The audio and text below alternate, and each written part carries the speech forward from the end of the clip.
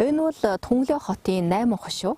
Өвөр Монголын өөртөө засах орны хорчны элсэн цөлийн өвөрт оршин. Сүүлийн жилүүдэд энэ нутгийнх нь шинжлэх ухаанч арга замаар элсний нүүдлийг тогтоож цөлийг ногооруулж байна. Энтхийн Баян тал сумд нэг ойжуулагч байдаг сургатай. Тэрээр цөлд мод тарьдаг бөгөөд тарьсан мод болгоно нь 100% ургадаг гэнэ. Элсний нүүдлийг зогсоё гэвэл их газраа ногооруулах ёстой. Намар айлчилж мод тарих цаг тулсан тул Баян тал сумын луухан болон тариалагчид мод тарихаар яарцгааж байлаа. Хуучин цагт баг зэрэг бороо орсны дараа мод тарьдаг байсан юм аа. Ойролцоогоор 10-аас 20% үеигд нь ургуулж чаддаг байсан. Бороо орохгүй бол тэр тарьсан моднууд нь дараа өгчнэ. Харин одоо бидний тарьж байгаа энэ тарьц бол тис өөр. 100% гэж баталж чадахгүй. Гэхдээ 95-аас дээш хувь нь ургаж байгаа. Хөөх, ийм өндөр хувьтай юу? Тийм ээ. Бүгдээрээ ургана. Энэ бол хорчны элсэн цөл. Ихэвчлэн хагас чиглэг, хагас хуурай газар. Гадарга нь хагас тогтворчсон нүүдэл элсэнд хужигдсон ч бага хэмжээний урам олон бүрхөвчтэй. Сүүлийн жилүүдэд тэд ойжуулалтын мэрэгжлийн байгууллагын удирдлагадор нарс бургас зэрэг мод тарьж, тэдний хойд бүсийн ойн системийн 8 хошууны хэсэг дэх экологийн ойн халхавчийг бий болгожээ. Гараад ирлээ дээ. Хичээвэл бүтэн. Лууха таныг хүлээж ялаа. Та бүгдээ баярлаа. Хурдан ийшээ дараалал зогсоорой. Манхны оройд мод тарихаар яваа энэ хүнийг хувинжин гэдэг. Мод тарих ажилд техникийн дэмжлэг үзүүлсэн хүн гэж луухан ярина. Элсэнд ийм амархан мод ургуулчих нь гэдэг. Надад ёстой итгэмгээргүй санагдчих. За бүгдээрээ эхлээд нөхөө хуж эхэлцгээе. Дан элсэл байна штэ. Энд чинь тэгээд усан шингэчих нь үсттэй. Боломжгүй баха. Нэрээ энэ авраг манханд тооноор ус сутгсан ч харахын зуургүй шингэчих байх та. Та нар гайхамшигыг харах уу? Одоо би та нарт гайхамшигыг үзүүлье. Луухан дэрэгдэх уутнаасаа улаан элс атгаж яван нүхний эргэн тойронд жигдэхэн цацаад нүхээ булсны дараа усалж эхлэв. Алмаз байхгүйгээр шаазын яаж хийх вэ дээ? Тарьсан мод болгон ургана да.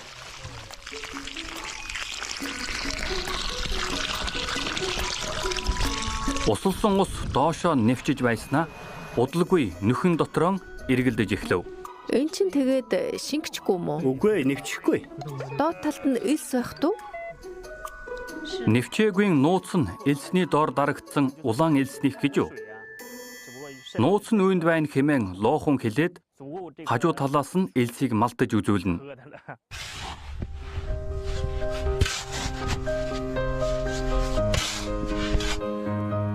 Харж байна уу? Яагаад миний тарьсан мод болгон ургадгийн нууцыг одоо ойлгов уу? Эндээс хараарай. Бидний хийсэн хөндлөн огтлол энэ. Эндээс тодорхой харагдана. Энэ нь саяны бидний хийсэн ус. Бүгд улаан элсэн дээр тогтсон байгаа биз? Тийм ээ. Доод талын элс нь хуурай. Яг ийм хэвээрээ байна. Хардаа улаан элсэн дээрх нь чиглэг, сая усалсан ус.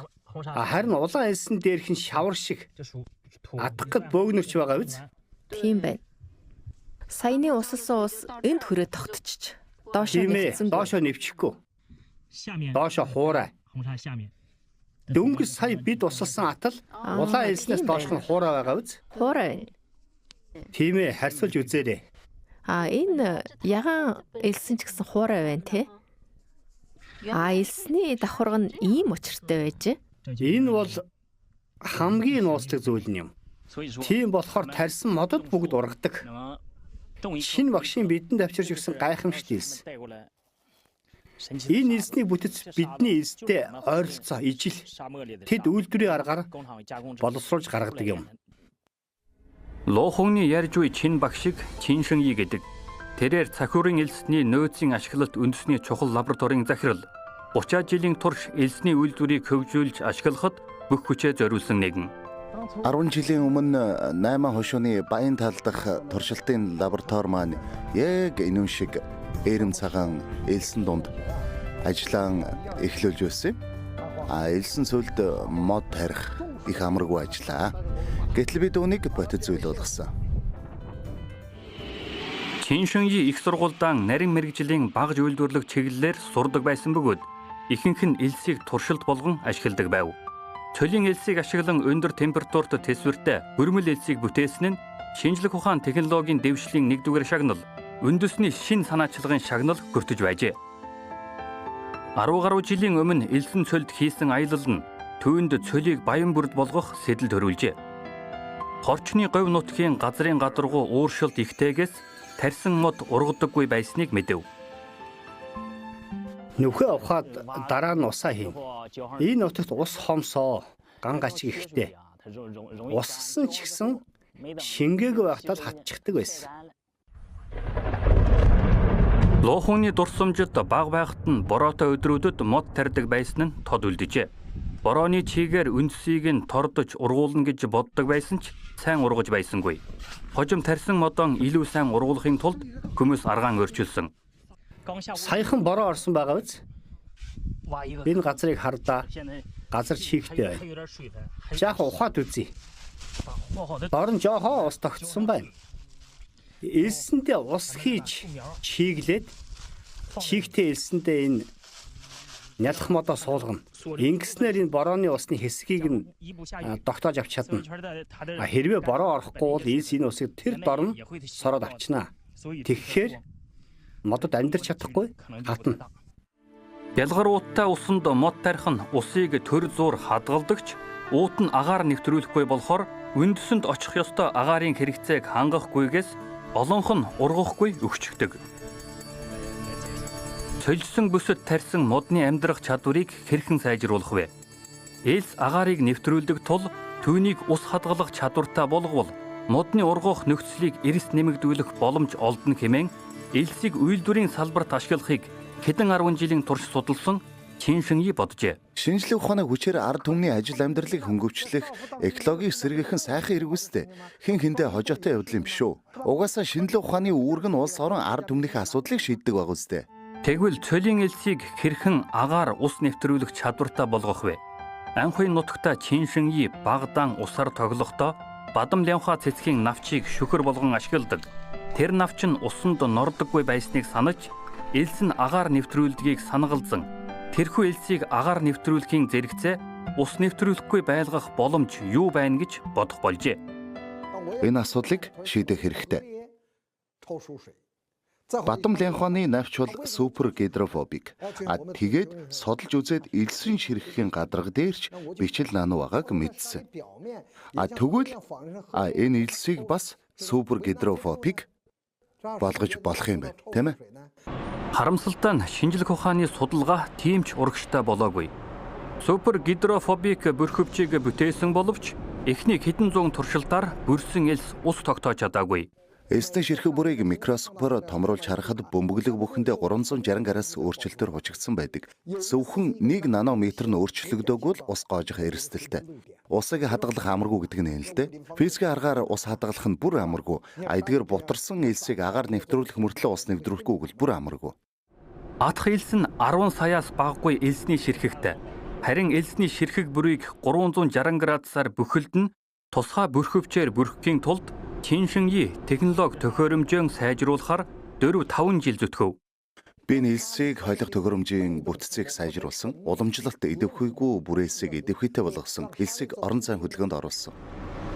Чиншинги технологион сайжруулсаар эцэст нь элсний ширхэг бүрийг бүтэн бүрээсээр хучиж чадав. Элсийг 100% бүрэх асуудлыг энэхүү амжилттай шийдвэрлэсэн. Миний удирдсан судалгааны баг зөвхөн үүнд бараг 12 жил зарцуулсан. Ялагдал бол амжилт. Судалгаанд олон 10 сая юань зарцуулсны эцэст 2013 онд амьсгаллах ус үл нэвтрэх элс олон нийтийн хараанд өртөв. Үнэхээр хүчтэй супер гидрофобик чанартай. Бадам лянханы навчнаас ч илүү сайн нөлөө үзүүлдэг. Тиймээс миний одоогийн агаар нэвтрүүлдэг ус нэвчээдгүй элс 39.9 метрийн гүн ус ч нэвчээхгүй. Түүний үзүүрийн чинээн жаахан усны тусал тусгай материалаар бүрсэн элсэн дээр дуссны дараа гадаргын даралт ихсэн гоожуулахгүй тогтоож байгааг бид микроскопоор тод харж байна.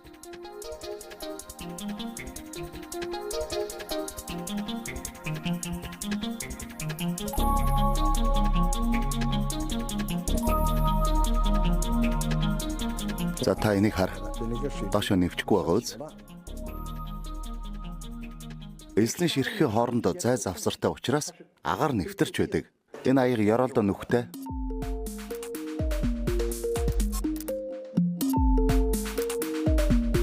Би одоо энэ доогуур нь үлээ.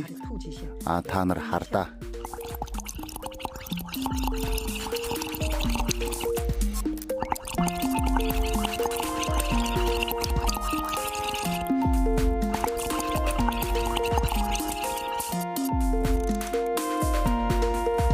Агаар нэвтэр нь ус нэвчихгүй. Элсэг асгасны дараа бас л хураа хэвээрээ. Удалгүй энэхүү шинэлэг технологиг хорчны цөлдөх ойжуулалтад ашиглав. Энэ бол манай хорчны говь нутаг. Муу усны элсэнц. Хойдын 3 хамгаалтын бүсдэх ойжуулалтын зурвас. Мод тарихта манай технологиг нэвтрүүлсэн. Ингэснээр Хятадын хойд нутгийн салхи элсийг хамгаалахад хийхэн үүрэг гүйцэтгсэн. Өөр нэг зүйл гэвэл манай элс доогоороо агаар нэвтрүүлдэг. Шинэ үндсээ илүү гүн чигтдэг. Ингэхдээ ус үл нэвтрэх давхаргыг эвдэхгүй. Ослоход нэвчдэггүй байдаг нь түүний гол гайхамшиг юм. Гэхдээ энэхүү элсэнд мод тарихад ашиглалтын талаар анхаарах зүйлс олон бий. Ерөнхийдөө савшиг хэлбэртэй нэг нүх ухна. Диаметр нь 50 см, гүн нь бас 50 см-ийн нүх бэлтгэнэ. Нэмгийн элс дэвсэн тэгээд хөрсөө тавьж суулгацаа суулгана. Энэ нь ус сэмнэхээс гадна модны амьдрах чадварыг сайжруулдаг.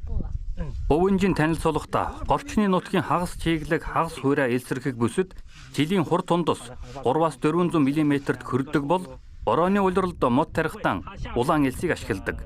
Жилд 2 удаа услоход хангалттай. Энэ нь үндсэндээ модны амьдрах нөхцөлийг хангаж чадна.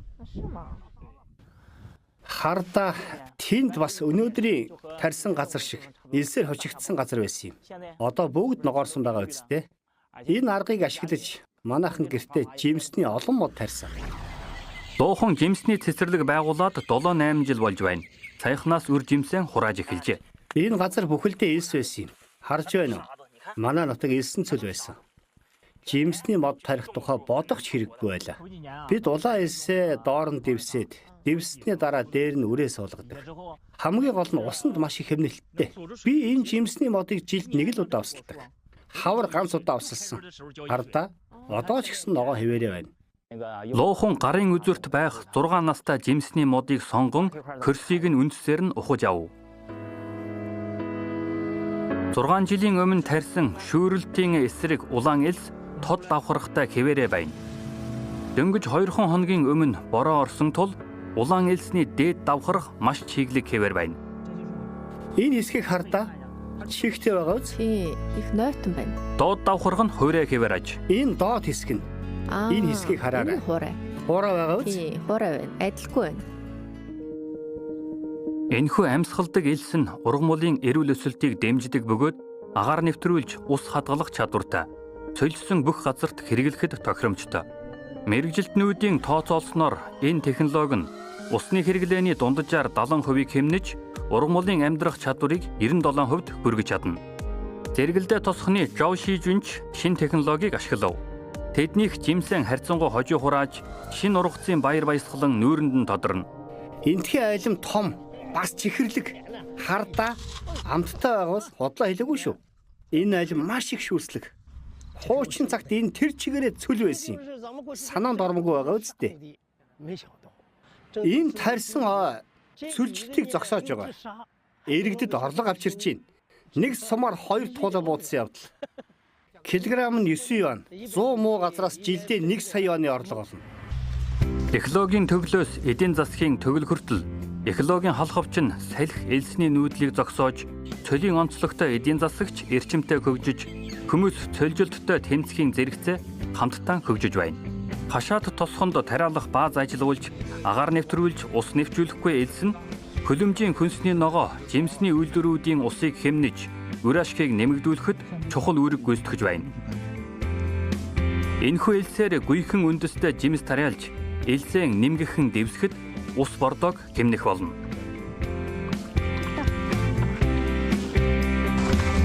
За, Чинжүү үнэхээр сайхан байна. Элбэг ургад сурааж авлаа. Элсээр элсийг тогтоох, элсээр элсийг ойжуулах зэрэг шин технологи нь 8 хошууны говь цол нутагт мод тарьж, ой халхавчийг хамгаалах, хүнсний ногооны эдийн засгийг сэргээхэд тусалж байна. Эсэрхэг бүсийг ногоон бүрд болгосон Чиншин Игийн баг хамт энэхүү шин технологион өөр шин салбарт туршлах оролдлого хийж байна.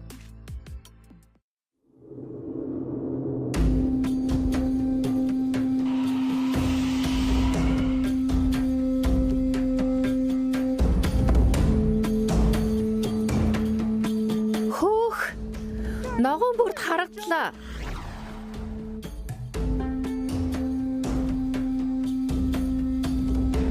Хүүхдийн бас тариан талбай байна. Хүн байна штэ. Сайн уу? Сайн байна уу? Тийшээ явцгаая. Эзгүй элсэн дунд зогсон алсыг саравчлахдаа хөлгүй элсэн далайн дунд халиурах цагаан будааны тариаланг хараад эрэхгүй гайхш төрнө. Ойртож очоод харвал цагаан будааг нээрэл зузаан элсэнд ургуулсан нь анзаарагдана. Аха, энэ таны тариан талбай юу? Тийм, манай талбай. Ёстой сайн ургасан байна. Ямар өндөр ургаа вэ? Ийм их устай өгчин. Явхад хүртэл хэцүү байна. Энэ том ногоон бүрдийг гайхад дуусаагүй байсан чинь элсэн бас будааны талбай байх юм? Тийм. Элсэн дундах тодоргон талбай. Манай энд цагаан бодоо тарж болдгоо. Элс бидтэй. Тийм. Би нүдэндээ итгэхгүй байна. Тийм ээ, элсэн дунд цагаан будаа тарихад ус нь нэвчээд алга болчихдоггүй юм уу? Харсан уу? Өөр элсэнд ус тогтдоггүй. Манай энэ элсэнд харин тодрог тарж байна. Ийм их ус хурсныг харж байна уу? Учир нь ус нэвчихдэггүй. Усыг тогтоочдөг. Би тэндээс наашаа ирэхдээ элсэн цөлийг тууллаа. Гэтэл энд цагаан будаа ургач чинь гайхалтай юм аа. Гол нь ус нэвчихгүй. Бусад газарт ус хийхдээ алга болчдөг. Тогтоож чаддаггүй. Будааны суулгацын доорх хөрсийг харахад үнэхээр нарийн ширхэгтэй элс байв. Хөх, энэ нэрээ элсний ширхэг байна. Дотор нь бас нарийн үндэстэй. Тийм ээ, дараа нь муутчихдаг. Органик бурдаа болгон ашигладаг юм аа. Эндхийн элсний цагаан будаа ус нэвчдэггүй нууц нь нөгөө агаар нэвтрүүлдэггүй мөртөн ус нэвчүүлдэггүй улаан элстэй холбоотой. Юучин баазын техникийн захирал чөвөнийг дуудаж будааны талбайн жижиг буланг ухаж авав.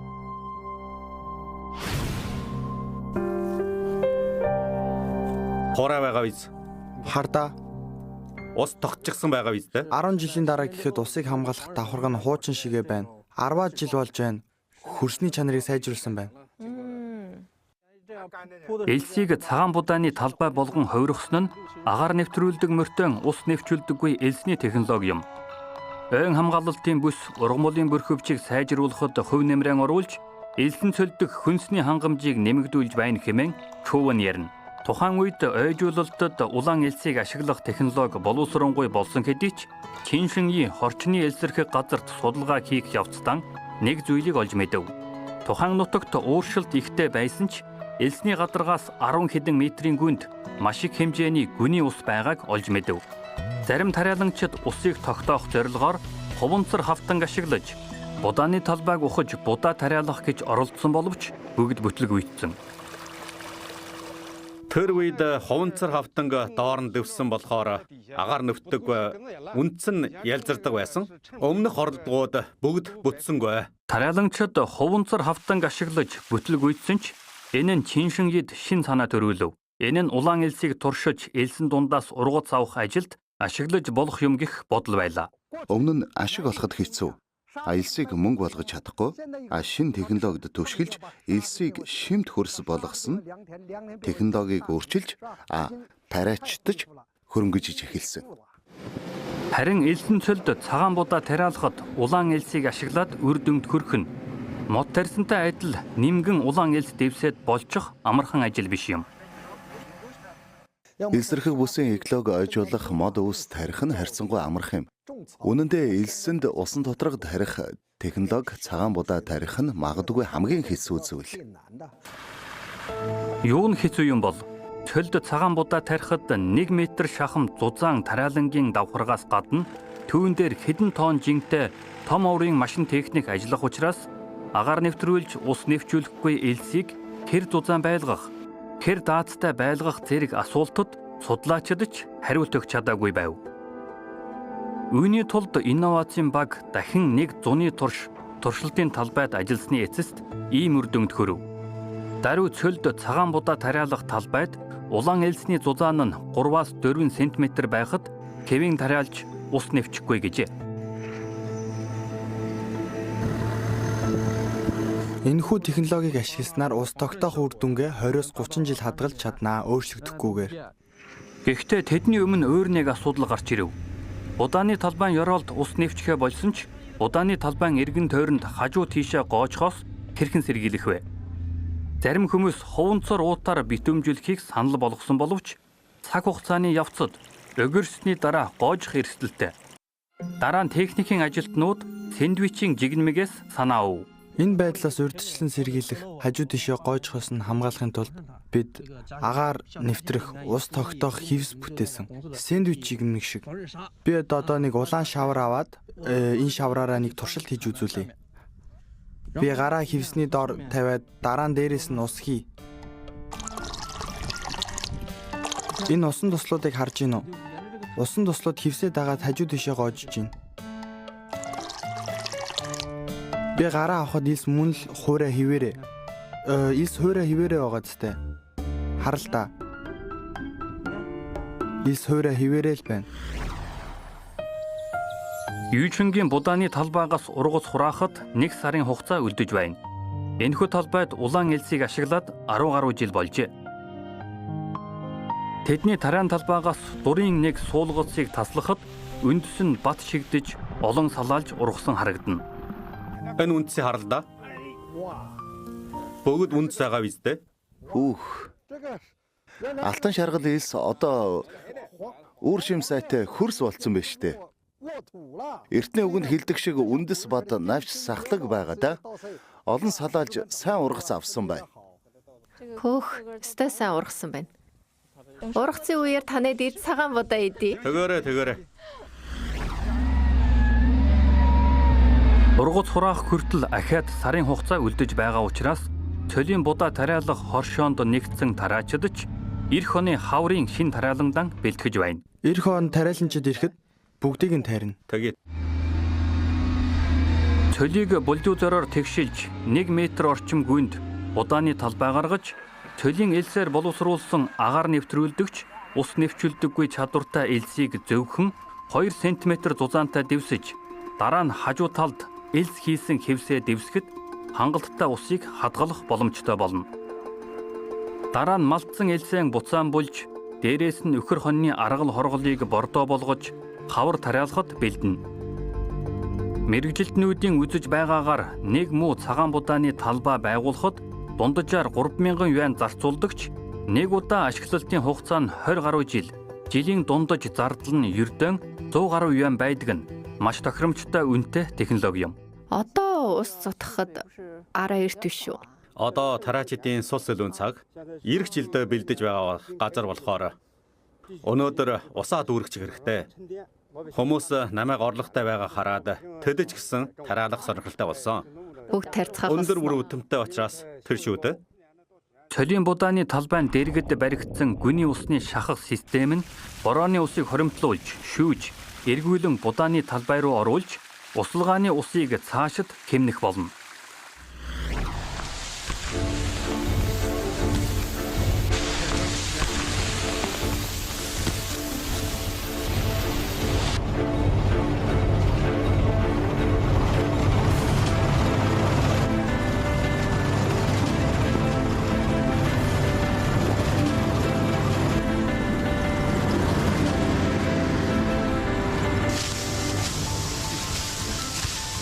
За энэ тодорхой хараач. Ямар саа ургасан байна? Энэ жил элбэг хураалт авч байна шүү. Энэ тодорхой хараач. Болсон маш сайн байна. Хүн цэрлийг харлаа. Өгөөд үр тарааны шим шүү дээ. Шим багшийн эрдэнэ бидэнд ийм их ургац өгсөн шүү.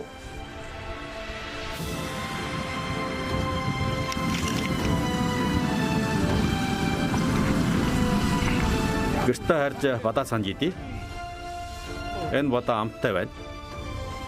Түүхээр нийцсэн ч амттай санагдаж байна. Нөхөр ваа гэртээ харлаа. Бид элсийг алт болгож элсээр тариаланг хөгжүүлж ургацаа нэмэгдүүлж байна.